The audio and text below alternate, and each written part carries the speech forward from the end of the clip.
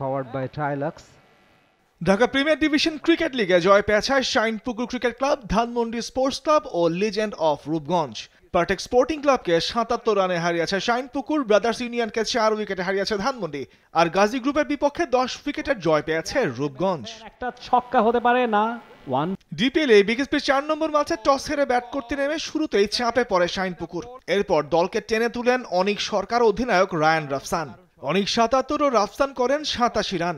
শেষ দিকে জুবাইরের ১৪ বলে ৩৯ রানের ঝড়ো ইনিংসে ২৯৮ রানের বড় সংগ্রহ পায় শাইনপুকুর।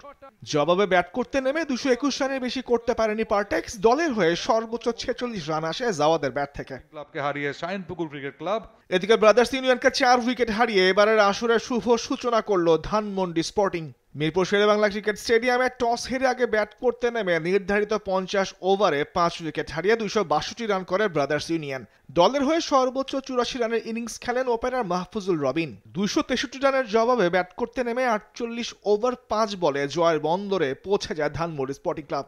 ৫৮ রানে অপরাজিত থেকে দলের জয় নিশ্চিত করেন অধিনায়ক নুরুল হাসান সোহান।